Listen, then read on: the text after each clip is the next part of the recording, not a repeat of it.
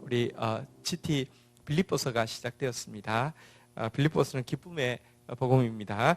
우리 이 기간에 기쁨이 이렇게 넘치게 되기를 축복하고요. 또 특별히 빌립보서는 의의 열매가 가득하리라는 올해 표어의 말씀이 들어있는 성경이기도 합니다.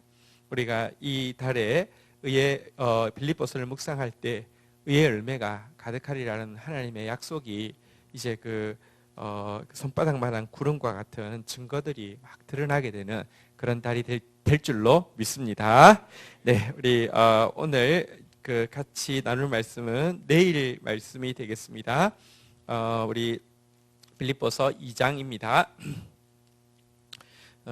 우리 2장 12절부터 우리 18절까지 내용이 되겠습니다. 한 절씩 교독하고 시작하도록 하겠습니다. 교독하겠습니다. 그러므로 나의 사랑하는 자들아, 너희가 나 있을 때뿐 아니라 더욱 지금 나 없을 때에도 항상 복종하여 두렵고 떨림으로 너희 구원을 이루라. 너희 안에서 행하시는 이는 하나님이시니 자기의 기쁘신 뜻을 위하여 너희에게 소원을 두고 행하게 하시나니 모든 일을 원망과 시비가 없이 하라.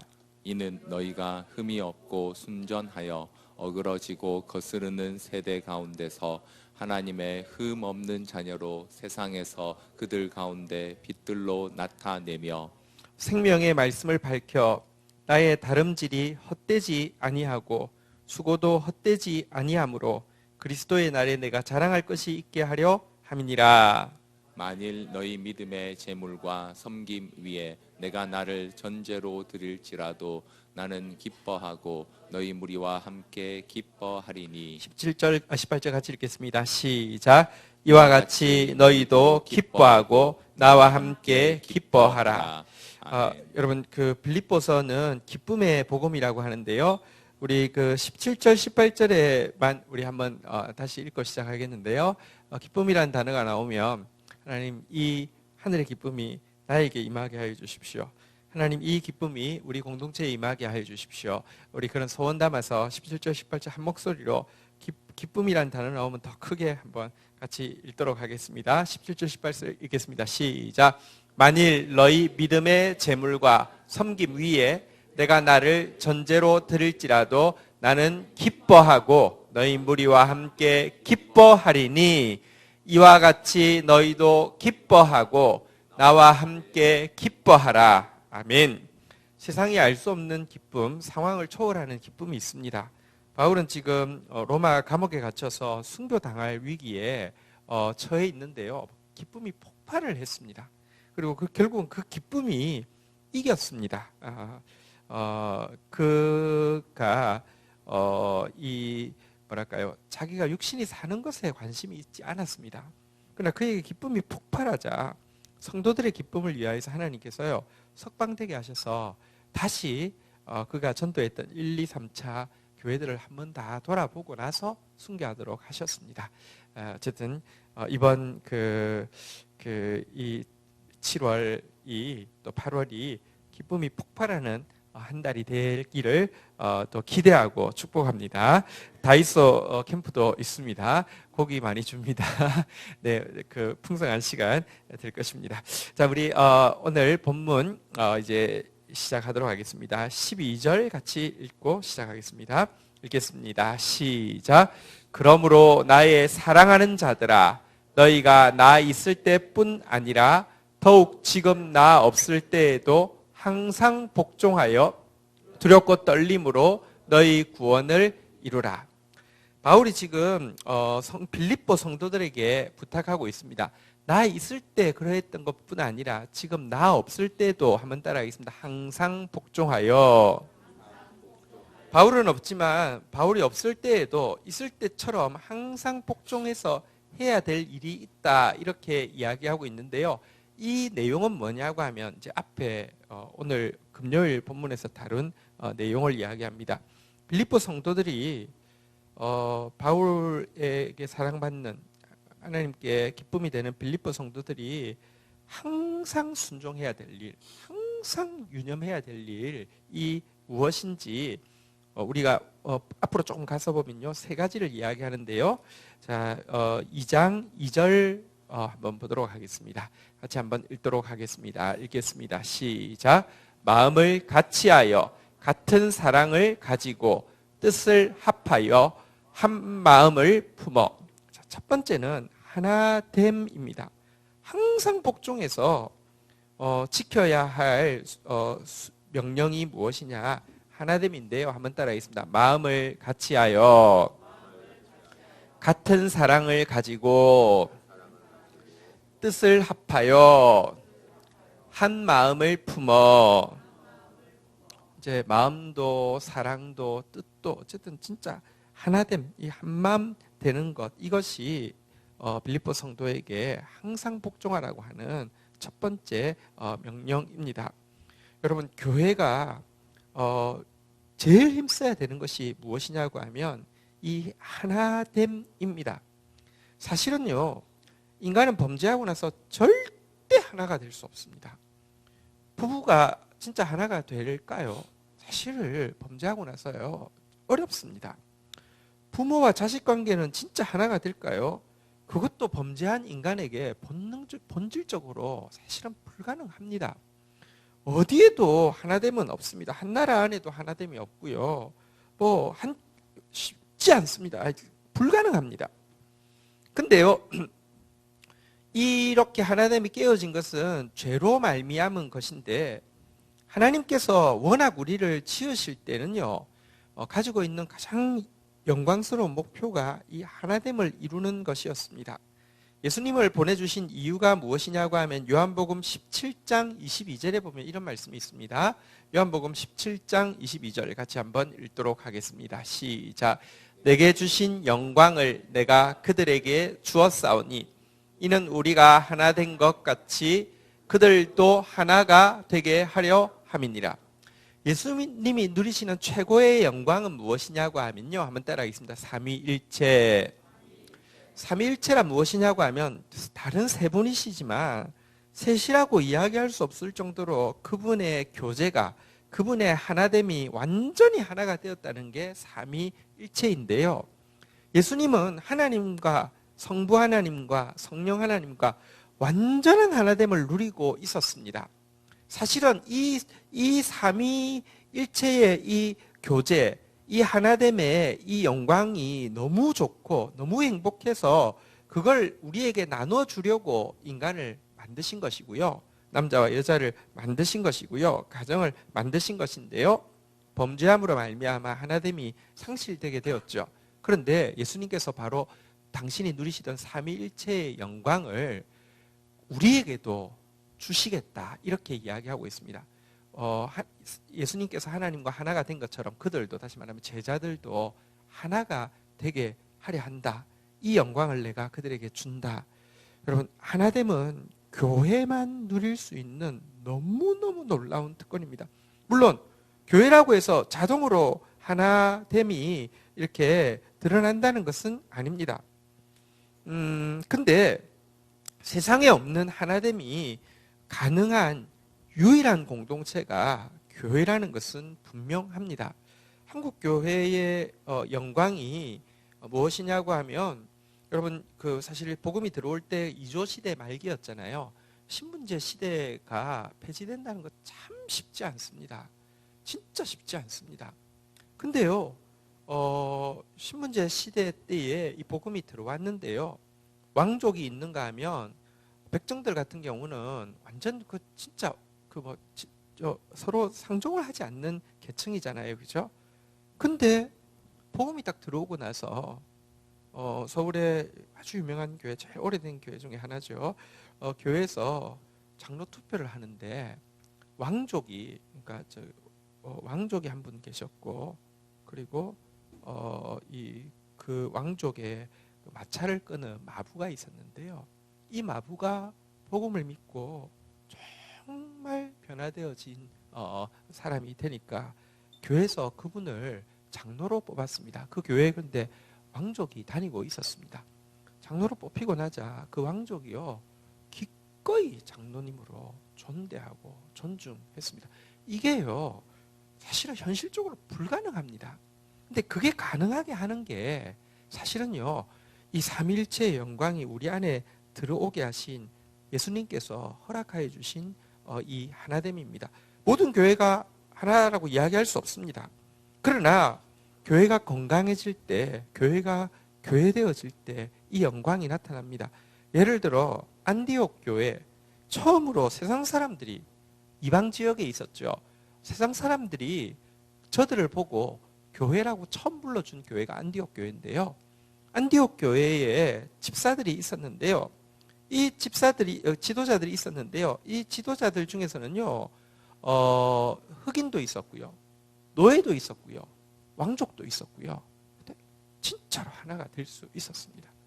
예수님 제자 공동체도 한번 보십시오. 성령이 오기 전까지만 해도 예수님과 같이 있어도요, 예수님이 말씀이잖아요. 말씀이 있어도요, 서로 시기하고 서로 경쟁하고 끝까지 그랬는데요. 말씀이 하늘의 미랄처럼 썩어져 죽고, 말씀이 부활하고, 말씀 대신 예수님께서 성령을 보내주시자 이 제자들이요, 성령 받고 나서 처음 보이는 장면이 베드로와 요한이 함께 성전으로 올라가는 장면이죠. 베드로와 요한은 진짜 라이벌인 거 아시죠? 숙명의 라이벌. 지난번에 한번 이야기 드렸잖아요. 이렇게 요한은 행동이 빠르고요. 베드로는 겁이 없고요. 그래가지고요. 무덤도 누가 빨리 뛰어갔어요? 예수님 무덤에 요한이 빨리 뛰어 들어갔죠. 근데 무덤 속에는 누가 먼저 들어갔어요? 베드로가 먼저 들어갔어요. 그래서 딱 들어갈 때 따라올 때면 따라와 버리면서 베드로가 나름 굉장히 희열이 있었을 거예요. 여러분 제자들이 예수님의 부활을 두 번이나 만났음에도 불구하고 너무 자격지심이 느껴져서 우리 같은 자들이 내가 어떻게 예수를 따라, 그래서 갈릴리로 내려갔죠. 밤새 고기 잡았죠. 잡혔습니까? 안 잡혔습니까? 안 잡혔죠. 자, 그때 저기 물 바깥에서 오른쪽으로 그물을 던져라 이렇게 이야기를 했는데 그냥 잘 안 보이기도 하고 그물을 던졌는데 배가 찢어질 만큼 많이 잡혔죠. 그때 물 바깥에 있는 분이 예수님이라는 것을 제일 처음에 눈치챈 사람은 누구일까요? 요한이죠. 자, 근데 눈치채면 뭐합니까? 베드로가요. 먼저 그냥 그 말 듣자마자 그냥 물에 펑 뛰어 들어가지고 수영해서 먼저 온 사람은 베드로입니다. 근데 이게 그러니까 진짜 숙명의 라이벌이죠. 자, 그런데요, 성령이 딱 임하고 나자 둘이 같이, 예수님도 안 계신데요, 둘이 같이 성전으로 올라가게 되었고요. 그러다가 안전뱅이가 구걸을 할 때 은과 금은 내게 없거니와 내게 있는 것으로 내게 주노니 곧 나사렛 예수 그리스도의 이름으로 걸어라, 이렇게 둘이 같이 이 사역을 하는 것으로 처음 나오고 있습니다. 제자들의 하나됨이 시작되었고요, 교회의 하나됨이 시작되었고요.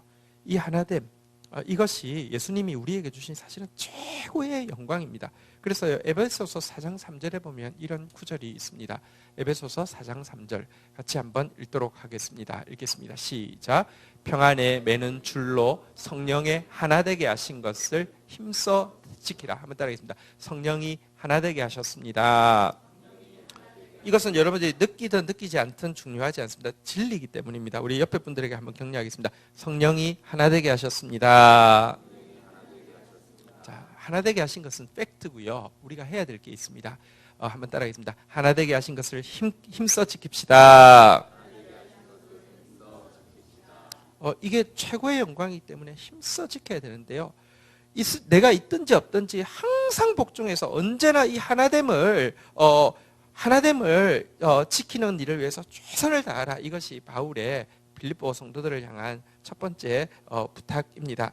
두 번째 부탁은요. 자, 우리 2장 2절 읽었는데 2장 3절을 읽을 차례입니다. 한번 같이 읽도록 하겠습니다. 읽겠습니다. 시작. 아무 일에든지 다툼이나 허영으로 하지 말고 오직 겸손한 마음으로 각각 자기보다 남을 낮게 여기고, 항상 순종해야 되는 두 번째 명령이 무엇이냐고 하면 겸손입니다.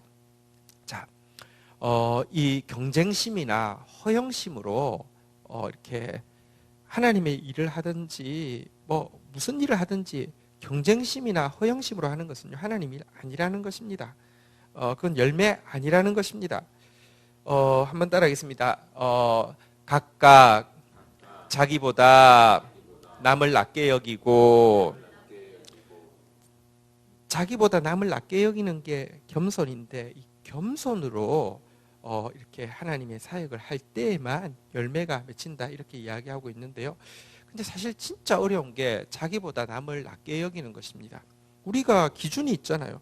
사람을 보면 아무리 생각해봐도 나보다 못생겼어요, 저 사람이. 제가 좀 기분 나쁜 게 있는데요.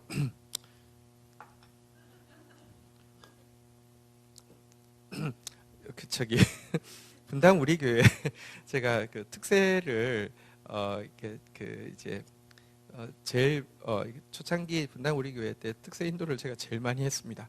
그리고 교인들이 저를 좋아했습니다. 근데 어느 날 특세를 이제 설교를 하러 가는데 앞에서 이제 그 강사를 소개하면서 이찬수 목사님이 내가 참 못생겼는데 나보다 못생긴 사람 한 사람 있는데 저 건지현 목사님 이렇게 아니 그 강사를 지금 세워놓고 굳이 그럴 필요 말도 안 되죠, 그죠? 제가 솔직히 말하면 제가 잘생긴 건 아닌 거 알아요. 그렇지만 제가 솔직히 말하면 이찬수 목사님보다는 떨어지지 않는다고 생각해요. 게다가 아니 설교하기 전에 왜 굳이 못생긴 사람 한 사람 있는데 그죠? 그럴 이유 없잖아요, 그죠? 라이브를 식을 느끼신 것 같아요, 제가 느낄 때는요. 자, 근데 웃자고 한 이야기고요. 근데 실제로 그렇게 이야기했어요. 예. 근데 보세요, 우리가 객관적인 기준이 있는데 저 사람 나보다 아무리 생각해도 학벌도 모자란 것 같고, 무슨 외모도 안 되는 것 같고, 집안도 안 되는 것 같고, 인품도 안 되는 것 같고, 인맥도 안 되는 것 같고, 아니 뭐 신앙도 안 되는 것 같고 한데 어떻게 나는 객관적인 기준 아주 그냥 진짜 나는 까고 그 사람 좀 보태줘서 하더라도 잽이 안 되는데 어떻게 걔를 나보다 낮게 여깁니까? 그런 마음이 안 생기면 여기 겸손이 아니라고 했는데 이거 진짜 참 겸손하기가 너무 힘든 것 같죠. 근데요, 여기 자기보다 남을 낮게 여기는 겸손이요, 사실은 비결이 있습니다. 그것은 무엇이냐고 하면요, 첫 번째는요, 하나님의 눈으로 자기 자신을 볼 때에 다시 한번 따라하겠습니다. 자기보다 남을 낮게 여기고, 이게 너무 편안하게 시작될 수 있습니다. 여러분, 하나님의 눈으로 나를 한번 보시면요, 지금 내가 가지고 있는 모든 것은 전부 하나님 주신 것입니다. 그리고 또 솔직히 주시는 게요, 좀 보태주신 게 아니라, 여러분, 있는데 보태주신 것이 아닙니다. 사실은요, 나는요, 그냥 있는 데다가 보태주면 전부 다 망칠 수밖에 없는 죄인입니다. 일단 용서부터 받아야 되는데 보통 용서로는 용서가 안 되는 죄인입니다. 용서도 하셨고요, 용서해놔도요, 그런 거 있잖아요. 용서할 테니까 다시는 내 앞에 보이지 마, 이렇게도 사람들 이야기하잖아요, 그죠? 용서하는 것도 크지만 용서해놓고 쓰시는 것은 더 큰 것입니다. 용서하셨죠, 사용하시죠. 사용하려고 하는데 너무 부족하니까 하나님께서 또 은사를 주시죠. 사실 받은 게 전부 하나님께로부터 받은 것입니다. 내게 있는 것, 모든 것. 그런데 어떻게 받지 않은 것처럼 우쭐대고 내가 만들어낸 것처럼 남과 비교해서 나를 낫다 하겠습니까? 고린도전서 4장 7절에 보면 이런 말씀이 있습니다. 고린도전서 4장 7절입니다. 같이 읽겠습니다. 시작. 누가 너를 남달리 구별하였느냐? 내게 있는 것 중에 받지 아니한 것이 무엇이냐? 내가 받았은즉 어찌하여 받지 아니한 것 같이 자랑하느냐? 예, 저한테 은사 있습니다. 받은 겁니다. 예, 저 하나님께 사용받고 있습니다.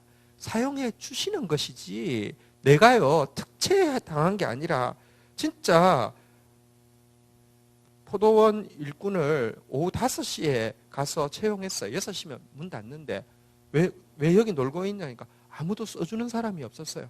아이고 그래 와라. 그래 써주시는 것이지요, 내가 잘라서 쓰시는 거 아닙니다. 여러분, 그리고 다시 이야기합니다. 처음부터 안 쓸 이유는 100가지입니다. 너무 큰 죄인이기 때문입니다. 용서해 주셨지요. 불러주셨지요. 감당할 수 있도록 은사 주셨지요. 사실은요, 하나님의 눈으로 나 자신을 보면요, 내가 남 앞에서 막 우쭐대고 남과 차별해가지고요, 이렇게 남은 깔아뭉개고 나를 부각시킬 이유 하나도 없습니다. 또 한 가지, 여러분, 자기보다 남을 낮게 여길 수 있는 것은요, 하나님의 눈으로 형제를 바라보는 것입니다. 여러분, 하나님께서는요, 모든 사람을 다르게 지으셨습니다. 지문이 같은 사람 한 명도 없다고 하죠. 신기하지 않습니까? 이 많은 세상 사람이요.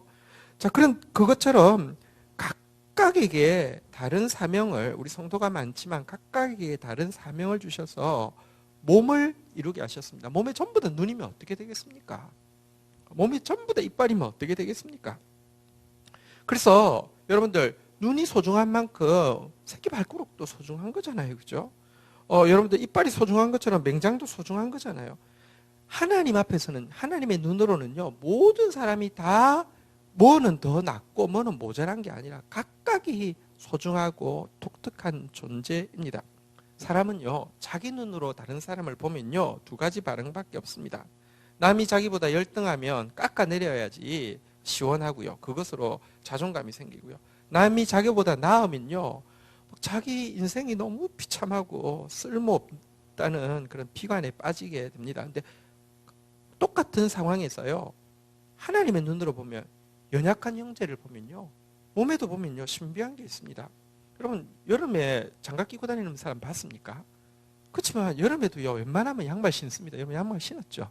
안 신는 분도 계신데, 구두 신을 때 양말 신습니다. 손가락보다는 발가락이 못생겼잖아요. 발가락이 여러분 잘 붙어 있는 사람 있습니까? 발가락에 무좀 걸린 사람 있죠? 무좀 걸려 막 껍질 매일 벗겨지고 한데도요, 보면요, 발가락은 꼭 양말 신기고요. 손은요, 요즘 겨울에도 잘 안 신잖아요, 장갑. 그죠? 하나님의 마음이 그렇습니다. 너희 중에 연약한 지체를 더욱 귀히 여긴다. 이게 하나님의 마음입니다. 그리고 나보다 객관적으로 유능한 형제가 있으면요, 그런 사람이 있어서 또 어떤 영역에서 귀하게 주를 섬기고 있으니 얼마나 진짜 아낌없이 박수 보내고 그 사람 때문에 기뻐할 수 있는 거. 이렇게 되면요, 이게 바로 겸손이고요. 지금 빌립보 교회 성도들에게 이거 꼭 가져야 된다고, 항상 순종해서 겸손할 수 있도록 겸손이라 하라는 명령에 순종하라고 요구하고 있는 두 번째입니다. 세 번째가 우리 2장 4절 읽을 차례입니다. 2장 4절, 빌립보서 2장 4절로 돌아갑니다. 같이 읽도록 하겠습니다. 읽겠습니다. 시작. 각각 자기 일을 돌볼 뿐더러 또한 각각 다른 사람의 일을 돌보아 나의 기쁨을 충만하게 하라. 세 번째는요, 자기 일 돌볼 뿐더러 다른 사람의 일을 돌아보는 것, 섬김이라고 할 수 있는데요. 섬기라는 이 명령에 항상 복종하라고 빌립보 성도들에게 부탁하고 있는 내용입니다. 여러분, 세상에서는요, 사실 이기적인 인간에게 진정한 의미의 섬김이 사실 존재하기가 힘듭니다. 그러나 그리스도인은 꼭 기억해야 되는데요, 우리는 한 몸입니다. 한 몸에 하나됨은 너무 당연한 것이고요, 한 몸의 섬김은 너무 자연스러운 것입니다. 여러분, 손가락끼리도 막 이렇게 매니큐어도 아니죠. 손가락도 이렇게 할 수 있지만, 여러분, 이 손이 자기 손가락만 막 보고 자기 손가락만 막 이러지는 않잖아요. 그죠? 수시로 막 이렇게 머리도 이렇게 했다가 손도 했다가 코도 팠다가 뭐 이렇게 하지. 근데 이게 난 오늘 한번 해줬다. 그거 기억해. 내가 막 장부 쓰고 안 그러잖아요. 그죠? 왜냐고 하면 각각 자기 일을 돌아볼 뿐더러 자기 손가락 돌아보는 것이나, 여러분, 등 긁거나 코 파거나 머리 긁거나, 이거 사실은요, 그리스도의 몸을 실제로 사랑하게 되고, 실제로 이게 하나됨을 만들어 두셨구나라는 사실을 경험하면 경험할수록요, 섬김은 가장 자연스러운 삶의 자세가 됩니다. 내가 다른 지체를 섬기는 것이요. 여기 보니까요. 한번 따라하겠습니다. 나의 기쁨을 충만하게 하라. 사실은요, 우리가 다른 사람을 섬기면 여기 나는 이제 1차적으로는 바울이죠. 그러니까 영적 지도자가 기뻐한다는 뜻도 되고요. 사실은 몸의 머리는 예수님이십니다. 우리가 다른 지체 섬기면요, 예수님이 그것 때문에 제일 기뻐하십니다. 또 솔직히 말하면 다른 지체 섬기는 것이 자기 섬기는 것입니다. 이빨이 밥 막 씹어가지고 꿀꺽꿀꺽 넘겨주면 씹다가 생각할 수 있잖아요. 야, 나 씹어서 남 좋은 일만 하네. 이럴 생각할 수 있지만 사실은 씹어서 넘겨주는 것 같지만 넘겨준 것이 또 다 영양분이 돼서 자기한테 오는 거지 않습니까? 어쨌든 세 가지를 지금 빌립보 교회에 항상 이 세 가지 명령에 항상 복종하라는 것인데요. 다시 한번 따라하겠습니다. 하나됨, 겸손, 섬김. 우리가 교회입니다. 우리가 하나님의 사랑하는 자들입니다. 우리가 언제나 화두에 두고 생각해야 되는 것은요, 하나님을 힘써 지키는 것, 정말 겸손한 것, 그리고 정말 섬기는 것, 섬기는 것이 진짜 가장 자연스러운 삶의 습관이 되어지는 것, 이거 지키라고 하는데요. 자, 이제 본문으로 오늘 다시 가볼까요? 자, 12절 다시 보면요. 그러므로 나의 사랑하는 자들아, 너희가 나 있을 때뿐 아니라 더욱 지금 나 없을 때에도 항상 복종하여 이 세 가지 명령에 복종하여서 한번 따라하겠습니다. 두렵고 떨림으로 너희 구원을 이루라. 자, 여기 두렵고 떨림으로 너희 구원을 이루라는 표현이 있는데요. 이게 이런 뜻은 아닙니다. 구원받았다고 함부로 생각하지 마. 그건 죽을 때까지 모르는 거야. 그러니까 항상 두렵고 떨리는 자세를 가지고 있어야 돼. 긴장 놓치는 순간 어떻게 될지 몰라. 이렇게 이야기하는 것은 아닙니다. 물론 여러분, 구원을 따놓은 당상처럼 생각하면서 구원은 뭐 언제 죽어도 갈 수 있는 것처럼 착각하는 사람 많습니다. 구원의 확신 교리가 구원을 이루게 하지 않습니다. 요한 1서에 보면요, 구원받은 사람의 두 가지 증거를 이야기합니다. 구원의 확신을 증명할 수 있는 두 가지 증거는, 첫 번째는요, 한번 따라하겠습니다. 형제 사랑. 형제 사랑하는 사람만이 천국 간다고 이야기합니다. 천국은 영원히 사랑하는 곳인데 사랑하기 싫은 사람 가면요, 죽습니다. 괴로워서, 지겨워서, 뭐 이런 게 다 있어. 못 갑니다. 안 갑니다. 형제 사랑이고요. 두 번째는 죄를 이제 멀리하는 것입니다. 어쨌든 우리 안에 죄가 많이 있습니다. 그러나 죄와 싸우고 끝까지 죄와 싸우는 싸움을 포기하지 않는 사람이 구원의 증거라고 이야기합니다. 구원 따놓은 당상처럼 생각해서는 안 됩니다. 근데 여기에서 말이 두렵고 떨림으로 너희 구원을 이루라는 것이 구원을 잃어버릴 수도 있으니까 이렇게 항상 긴장하라 이런 뜻은 아니고요. 여기 너희 구원을 이루라 그랬는데 구원이라는 것을 우리 자꾸 교리적으로 한 번 받는 것으로 착각할 수 있는데요. 성경에 보면 이 구원이라는 단어가 어떤 뉘앙스인지 잘 보여주는 단어가 있습니다. 표현이 있습니다. 고린도전서 4장 7절 한번 읽어보도록 하겠습니다. 고린도전서 4장 7절. 죄송합니다. 잘못했습니다. 자, 사도행전 27장 34절입니다. 한번 보도록 하겠습니다. 사도행전 27장 34절 읽겠습니다. 시작. 음식 먹기를 권하노니 이것이 너희의 구원을 위하는 것이요 너희 중 머리카락 하나도 잃을 자가 없으리라 하고. 배가 파스나 있을 때 사람들이 막 다 죽는다고 이야기할 때 아니 배가 잘 갈 때는요, 바울이 위험하다고 가지 말라고 할 때 웃기는 소리 하고 있는 죄수주제에 전문가들이 있는데 그러고 무시했잖아요. 근데 배가 파손되어서 다 죽겠다고 이야기할 때 바울이 이야기합니다. 너희 중에 아무도 잃지 않을 것이다. 하나님이 너희 생명을 나한테 주셨다 이렇게 이야기하면서요. 그런데 막 너무 겁을 먹어 있으니까요. 자, 음식을 못 먹습니다. 음식을 먹으라고 하면서 한번 따라하겠습니다. 너희 구원을 위하는 것이요. 이게 뭐 천국 간다 이런 뜻은 아니잖아요, 그죠? 여기서 구원은 건강이라는 뜻이 있는데요. 사실은 이 구원이라는 것이요, 한 번 받고 끝나는 것이 아닙니다. 영적 건강이라는 의미를 구원이 또 가지고 있습니다. 그래서 오늘 본문으로 가면요, 그렇게 보면 이 하나됨을 지키는 것, 이 겸손을 지키는 것, 이 섬김을 지키는 것이야말로 너희의 구원을 이루는 것이다. 너희가 영원히 건강할 수 있는 비결이다. 이렇게 이야기하고 있습니다.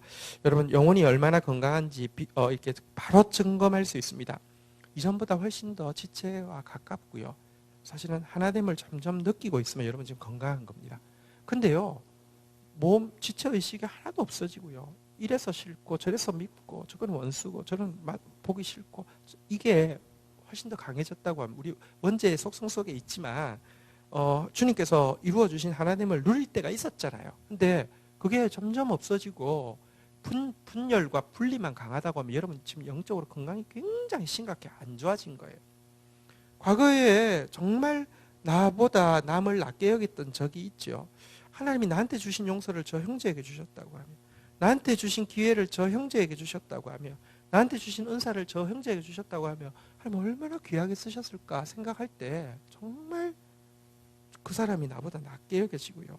하나님의 눈으로 또 그 사람을 보며 하나님 보실 때 얼마나 귀할까, 얼마나 소중할까. 특별히 찬송가에 그런 찬송이 있잖아요. 내가 연약할수록 더욱 귀히 여기사 높은 보좌 위에서 낮은 나를 보시네. 지체 중에 연약한 지체가 있습니다. 여러분 우리가 짐승이면은 물고기도 몸이 아프면요 가서 막 뜯잖아요, 그죠? 우리가 지체 중에 연약한 지체가 있으면 막 뜯고 있으면 아십시오, 여러분 짐승입니다. 그러나 여러분 상한 갈대를 꺾지 아니하시는 주님, 연약할수록 귀히 여기시는 주님의 눈으로 보며 너무 존귀해 보이잖아요. 그랬던 적이 있는데 지금은요 아무리 생각해도 나만한 사람이 없고요, 아무리 생각해도요 쟤는 참 모자라고, 쟤는 참 이렇게 신앙이 없고, 쟤는 참 못됐고, 쟤는 참 멍청하고 이렇고 있으며 여러분 영적으로 지금 굉장히 건강에 안 좋은 겁니다. 그리고 한때 여러분 섬긴 때가 있잖아요. 섬긴다고 해도 여러분 막 카운트하는 게 아니라 그냥 자연스럽게 섬긴 때가 있잖아요. 지금 섬김이 도저히 안 되고 한번 섬기고 나면요 장부에 기장해놓고 나중에 저 사람이 갚나 안 갚나 보자. 청첩장 오면은 저기 청구서잖아요. 그러시면 내가 줬으면 장부에 다 기장해놨다. 내 때 안 오면은 진짜 원수 지는 거잖아요, 그죠? 근데 그런 식으로 섬기는 거 말고 진짜 그냥 자연스럽게 섬기는 일이 있었는데 지금은 도대체가 그런 섬김이 안 되고 있다고 하며 정말 여러분 다시 한번 따라하겠습니다. 두렵고 떨림으로 너희 구원을 이루라. 여러분의 영적 건강을 위하여서요, 하나님 주신 최고의 영광을 빼앗기지 않기 위하여서요, 다시 한번 하나됨과 겸손과 섬김으로 나아가야 합니다. 13절 읽도록 하겠습니다. 13절 같이 읽겠습니다. 시작. 행하시는 이는 하나님이시니 자기의 기쁘신 뜻을 위하여 너희에게 소원을 두고 행하게 하시나니. 자, 그런데 다시 이야기합니다. 하나됨을 위해서 애쓰자, 겸손을 위해서 애쓰자, 섬김을 위해서 애쓰자. 우리가 한번 애써보자. 하나됨 좋잖아. 겸손하는 게 더 낫잖아. 섬겨야지 뭐가 되잖아. 한번 해보자. 이런다고 되지 않습니다. 한번 따라하겠습니다. 우리 안에 행하시는 이는 하나님이시니, 하나님이 이미 우리 안에 예수 그리스도를 통해서 하나됨을 허락하여 주셨고요, 하나님이 이미 우리 안에 예수 그리스도를 통해서 겸손할 수밖에 없는 만 가지 이유를 허락하여 주셨고요, 하나님이 우리 안에, 여러분들 우리가 예수님께 그렇게 큰 섬김을 받았는데 섬기는 게요, 여러분 진짜 염치가 있으면 섬기는 게 당연할 수밖에 없게 우리 안에서 행하셨습니다. 섬길 때 기쁘게 만들어 두셨고요, 겸손할 때 행복하게 만들어 두셨고요, 하나됨을 누릴 때 진짜 하나님을 누릴 수 있도록 만들어 두셨습니다. 그래서 가능한 것이지 우리 보고 하나됨이라는 대의 겸손, 섬김이라는 목표를 이루라는 뜻이 아닙니다. 그래서 사실은요, 하나님을 많이 느끼면 많이 느낄수록, 또 하나님께 많이 순종하면 순종할수록 이것은 굉장히 쉬워지는데요. 자, 이 하나됨과 겸손과 섬김을 이루는 좋은 방법이 있는데요. 하나님은 자기의 기쁘신 뜻을 위하여서 우리 안에, 한번 따라하겠습니다, 소원을 두고 행하게 하시나니. 여러분 하나가 되려고 하면, 섬기려고 하면 보십시오. 우리가 전부 다 눈이라고 하면 눈 만 개를 모아서 몸을 만들 수 있겠습니까? 눈끼리 섬길 수 있겠어요? 눈끼리 무슨 섬길 수 있겠어요? 어렵겠죠, 그죠? 근데요, 하나가 되려고 하면요, 섬기려고 하면요, 각각이 달라야 합니다. 각각이 다르되 또 빠짐이 없어야 합니다. 하나님께서요, 놀랍게도 우리 안에 이제 이 하나됨이 이루어질 수 있도록 하기 위해서, 겸손이 이루어질 수 있도록 하기 위해서, 섬김이 이루어질 수 있도록 하기 위해서 우리에게 다시 한번 따라하겠습니다. 소원을 두고 행하게 하시나니, 우리한테 하나님, 내 안에 계시는 하나님을 신뢰하면서 나아가면 하나님이 우리에게 소원을 주십니다. 그래서요, 여러분들 이 하나됨, 섬김, 겸손을 하려고 하면요, 교회 안에 있는 다른 사람하고 비교하면 안 되고요, 내 안에 계시는 하나님의 기쁘신 뜻, 하나님이 나에게 주시는 소원에 집중해야 합니다. 다른 사람하고 비교해서 저거 폼 나는데 저거 한번 해볼까? 그러고 나서는요, 막 강사가 주로 하는 게 자기 자랑이잖아. 막 이거 받고 싶어서 사람 아멘, 아멘. 그거 진짜 미친 짓이죠. 그러면 안 돼요. 저 진짜 근데 정말 희한한 일이 많습니다. 여러분, 그게 아니고요, 다른 사람 보고 책을 봐가지고 이거 이 사람 멋있네. 야, 이래 멋지게 살아. 나도 이렇게. 그게 아니에요. 내 안에 내주에 계시는 주님이 기뻐하시는 뜻이 나의 소원으로 쑥 들어올 때에 거기에 집중해야지만 내가 이 몸 가운데서 해야 될 그 일을 해야지 진짜 여러분 섬김이 이루어지고 하나됨이 이루어지지 않습니까? 제가 1991년도 이제 그 2월 달에 이제 처음으로 그 왕의 아이들이라는 책이 나왔습니다. 이제 횟수로는 30년이죠. 내년이면 만 30년이고요. 근데 이제 단체를 만들 때 우리 단체 이름이 어쨌든 그 미니스트리라고 처음부터 이렇게 했던 이유가 있는데요. 다들 미션 뭐 선교 단체를 만드는데 선교 단체끼리는 사실은 협력이 어렵습니다. 왜냐고 하면 선교 단체는 작든 크든 상관없이 전부 다 온 세계를 목표로 합니다. 조금 지나면요 지부를 만들 거고, 조금 지나면 선교사를 파송할 거고, 그래서 온 세계. 근데 저는 그럴 그릇도 안 되지만 선교 단체가 이미 많고 교회 이미 많은데 교회한테 선교 단체한테 도움되는, 근데 도움되려고 하면 다른 일을 해야 되잖아요, 그죠? 또 도움되려고 하면 위협이 안 돼야 되잖아요. 그래서 절대로 교회나 선교단체들이 하기 싫어하는 일, 그러면서도 절대로 교회나 선교단체가 위협을 안 받을 모습이 뭘까 생각하다가, 그럼 선교단체들도 그렇습니다. 교재 한번 만들어 놓으면 50년, 60년이 지나도 리뉴얼을 제대로 못합니다. 왜냐하면 그거 진짜로 집중해서 하기가 쉽지 않습니다. 그래서 그래, 아무도 별로 관심 없는, 제가 30년 동안 큐티 썼지만 큐티 작가라는 말을 한 번도 못 들어봤습니다. 저 사실은 일반 작가보다 훨씬 더 많은 시간을 써서 큐티를 쓰는데요, 아무도 작가라고 안 합니다. 저 성경 공부 교재 만들었는데요, 제가 만든 교재가 20년 전에 만든 교재가 180만 부 이상 팔렸는데 진짜 베스트셀러 작가거든요. 저만큼 많이 팔아먹은 사람이 없거든요. 근데요, 저보고 성경 공부 작가라고 하는 사람 없습니다. 저 이름도 아무도 모릅니다. 이게 내 일이다. 이런 일 내가 하자. 그리고 처음부터 그래서 미션이라는 선교단체라는 이름이 아니라 미니스트리 사역단체라는 이름을 만든 이유가 달라야지 협력을 할 거 아니에요. 또 협력이라는 것이요, 물이 높은 데서 낮은 데로 흐르는 것처럼 전문성이 있으며, 여러분 우리가 작은 단체여도 얼마든지 큰 단체 섬길 수 있으니까. 그 대신에 여러분 우리가 자꾸 등치가 커지면 여러분 막 이렇게 긴장하거나 시기하거나 할 수 있으니까 처음부터 우리는 모토가, 사역 모토가 사소한 일에 목숨 걸자, 이게 사역 모토고요. 그다음에 우리 단가는, 우리 단체 노래는 뭐냐고 하면 부흥이 없으리라, GTM. 우리는 그냥 이 사이즈로 간다, 이제 이런 생각이 처음부터 있었어요. 근데요, 어쨌거나 여러분 이 하나님이 주시는 소원이에 집중하면요, 주로 어떻게 하나님께서 일하시냐고 하면, 첫 번째는 여러분들 내가 하나님을 믿게 되고요, 하나님을 섬기고자 하는 마음이 막 생기게 되면요, 하나님께서 소원을 주시는데, 여러분 하나님이 주시는 건강한 소원에 몇 가지 특징이 있는데요, 사실은요, 몸에 가장 부족한 부분, 몸에 가장 비어 있는 부분을 하나님께서 내 소원으로 주십니다. 저는 선교단체를 특이하게도 대학생 때 선교단체 여러 개가 있잖아요. 그죠? 근데 저는 선교단체 어디에도 속하지 않았고, 그런데 기독 동아리 연합회 초대 회장이 되었습니다.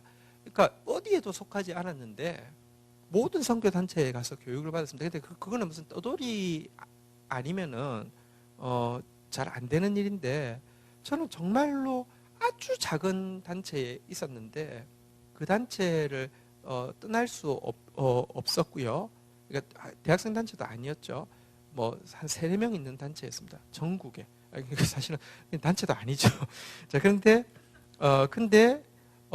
나는 정말로 또 영혼들을 섬기고 싶으니까, 그래서 내가 선교단체 가서 제가 이런 상황이어서 이 단체에 들어오지는 못하지만 제가 잘 배워가지고 제가 꼭 빚갚겠습니다 하는 마음으로 교육을 받아서 모든 단체 교육을 다 받으면서도 어느 단체에도 속해 있지 않았어요.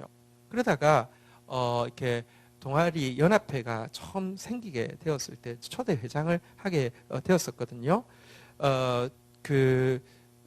지금 제가 무슨 이야기를 하다가 이렇게 되었을까요? 근데 제가 그 모든 단체를 다 다니면서 제가 사실 남의 단체잖아요.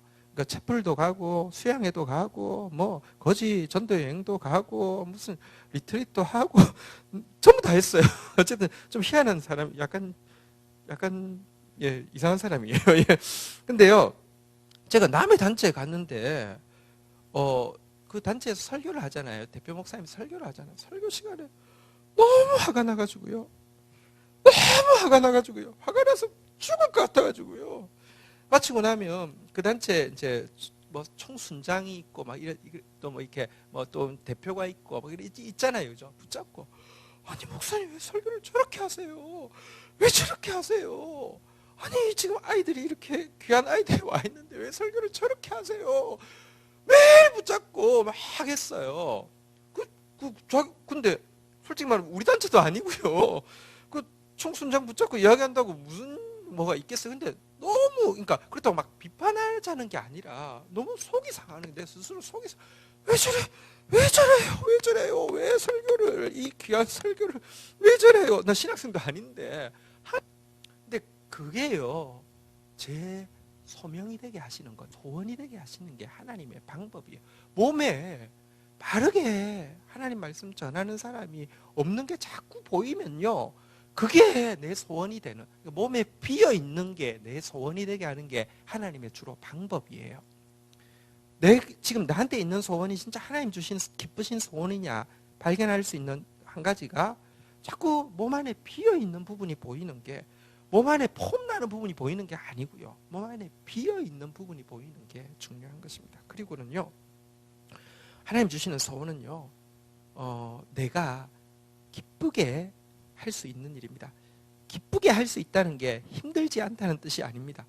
제가 출판사에 갑니다. 힘들까요? 힘 안 들까요? 여러분, 바울이 나는 날마다 죽노라 그랬는데요, 저는 진짜로요, 나는 2달마다 죽노라는 정말로 고백할 수 있습니다. 달마다 죽노라는 진짜 고백할 수 있습니다. 만만치 않습니다. 근데요, 사실은 힘들지 않다는 것은 아니지만 그래도 내가 참 기쁘게 감당할 수 있는 일이 하나님께서 주신 소원입니다. 저는 우리 아버지에게 항상 야단맞은 게, 꾸준하지 못하다고 언제나 야단맞았습니다. 정말 매일 야단맞았습니다. 그래서 정말 꾸준하지 않다고 생각했습니다. 예, 맞습니다. 꾸준하지 않습니다.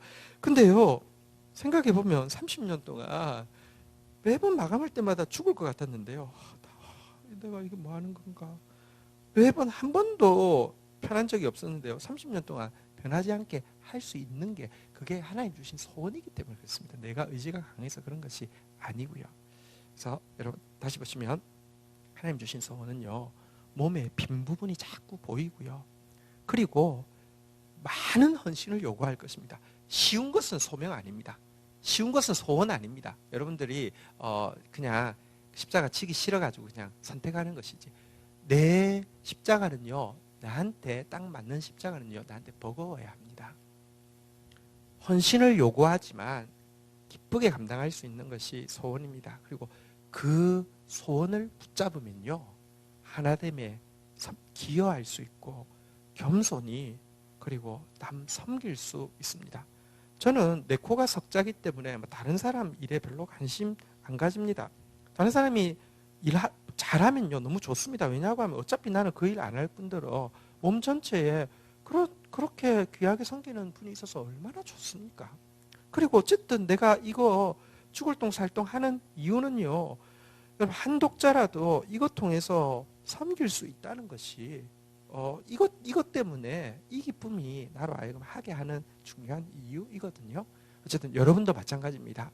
하나님은요, 우리 각자에게 기쁘신 뜻이 있고요, 소원을 주십니다. 소원을 발견하시고요, 소원 발견하고 묻어두면 한 달란트 묻어둔 거하고 똑같은 사람입니다. 그 소원을 위해서 헌신하는 여러분 되시기를 주의 이름으로 축원드립니다. 자, 14절 볼까요? 같이 읽겠습니다. 시작. 예, 여러분 자기가 남하고 비교해서 하면요 항상 원망하게 될 것입니다. 항상 시비하게 될 것입니다. 왜냐하면 밥그릇 싸움이니까요. 그런데요, 하나님 소원을 따라서 행하면요 원망할 이유도 없고요, 시비 걸 이유도 없이 여러분들 갈 수 있습니다. 제가 계속 강조하지만 하나님 나라는요 영적 경쟁이 아니라 영적 경주입니다. 영적 경쟁은 남이 대상이 있어야 하는 것이고요, 경주는요 하나님의 부르심 앞에서 내 부르심이 500m며 500m 돛대를 향해서 달려가면 되지 남 100m 뛰는 애하고 비교할 이유 하나도 없습니다. 원망과 시비가 없이 하나됨으로 겸손함으로 섬김으로 하라, 이렇게 이야기하고 있죠. 이렇게 살면요 15절 같이 읽겠습니다. 시작.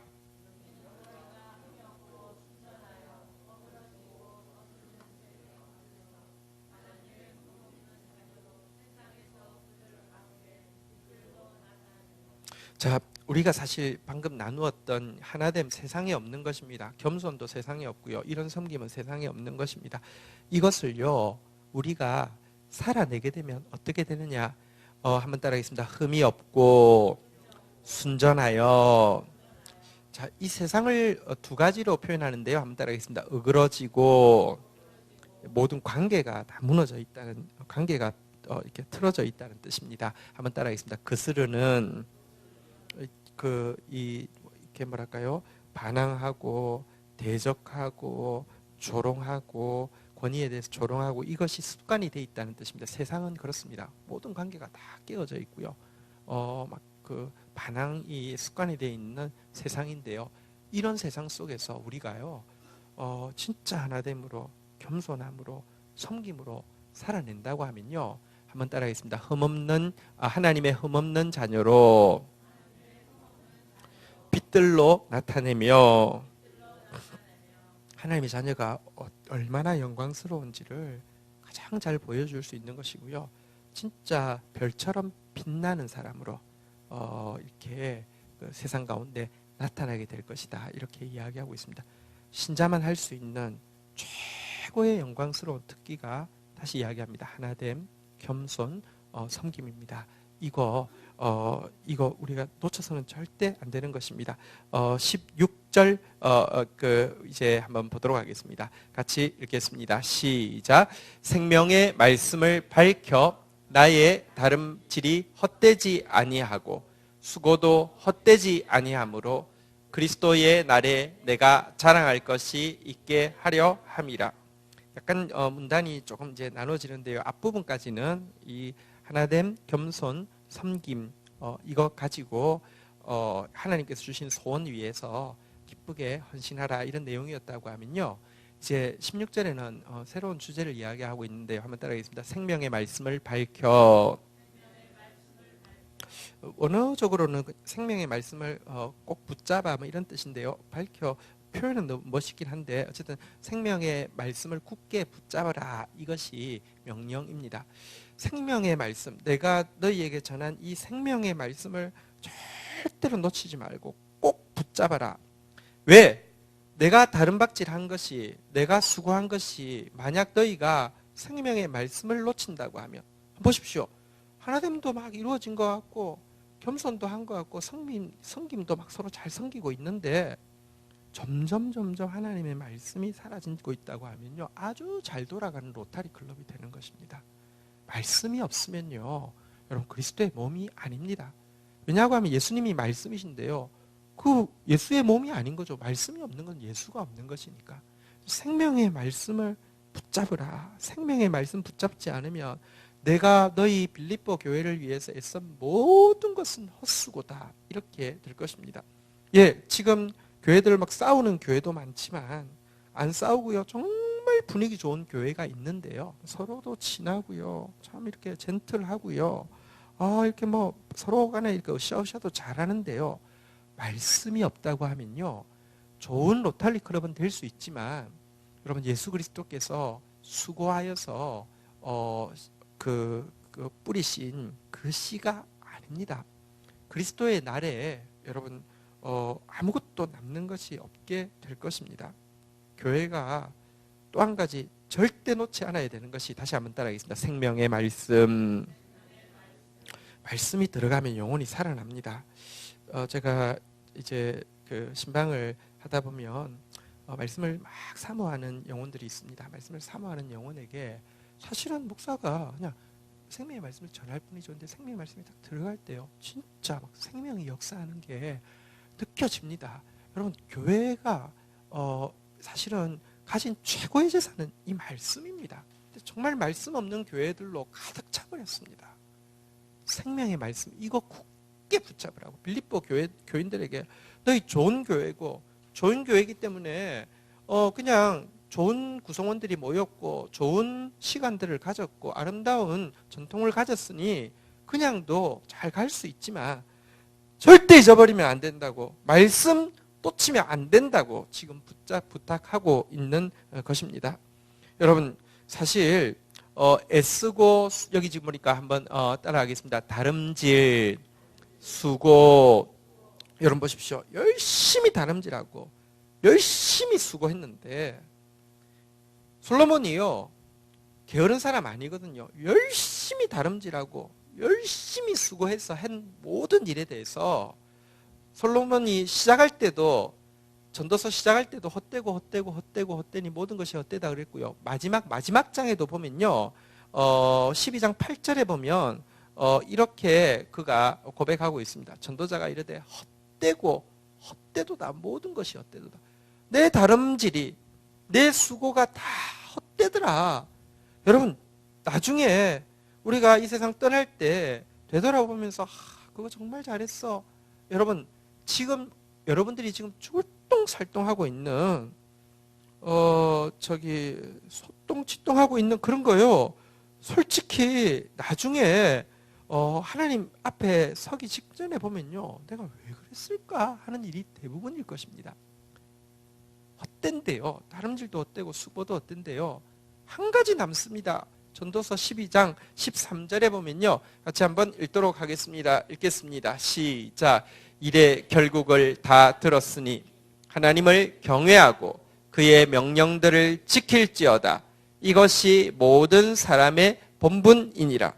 여러분 말씀 지키는 거, 일의 결국을 다 들었습니다. 헛되다. 자, 그러니 이 세상에서 헛되지 않은 것, 유일한 게 무엇이냐? 하나님 경외함으로 그의 명령 지키는 것밖에 없다는 것이 그의 가르침입니다.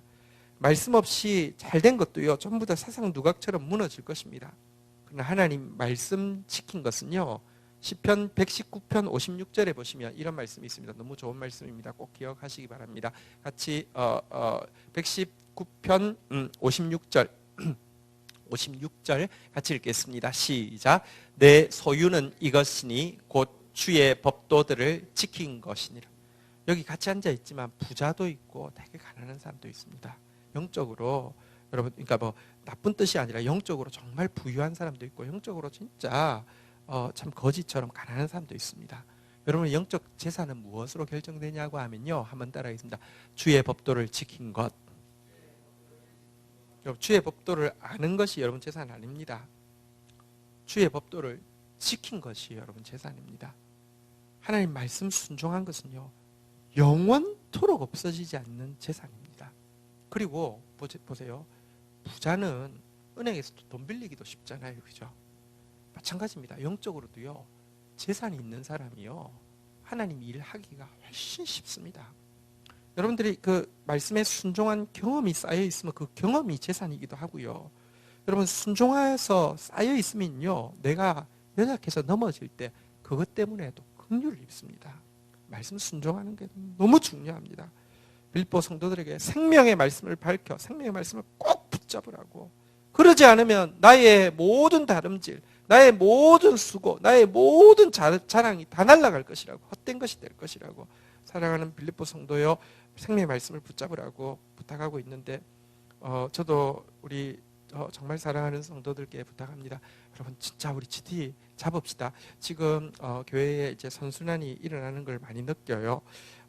이게 이전에는 하는 게 이상했는데 이제는 하는 게 굉장히 이렇게 좋고 자연스러운 일이 되고 있고요. 점점 더 이제 안 하는 게 이상한 쪽으로 가고 있습니다. 하시는 분들 너무 좋으시죠? 근데 이게 또 습관되기 위해서 사실은 싸움이 있지만, 여러분, 정말 다시 한번 고백하겠습니다. 생명의 말씀을 밝혀. 우리 하나님 말씀 꼭 붙잡으십시다. 7절 한번 보도록 하겠습니다. 17절, 18절 이제 남았는데요. 17절 읽겠습니다. 시작. 만일 너희 믿음의 재물과 섬김 위에 내가 나를 전제로 드릴지라도 나는 기뻐하고 너희 무리와 함께 기뻐하리니. 자, 여기 보면 빌립보 성도들의 한번 따라 있습니다. 믿음의 재물, 섬김.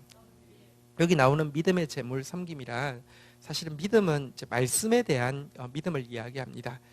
하나님의 말씀에 대한 참된 믿음, 지금 빌립보 성도들이 가지고 있는 하나님의 말씀에 대한 참된 믿음과 하나님의 말씀에 대한 참된 순종, 아까 명령한 거 있잖아요. 항상 복종하라고 한 거, 하나됨에 대한 순종, 겸손에 대한 순종, 또 섬김에 대한 이 순종을 가지고 있는 이 모습, 말씀에 대한 참된 믿음, 그리고 그것 때문에 그 행하고 있는 그들의 헌신적인 섬김, 이것은 너무너무 아름다워서 바울이 그들을 위해서 한번 따라하겠습니다. 전제로 드릴지라도.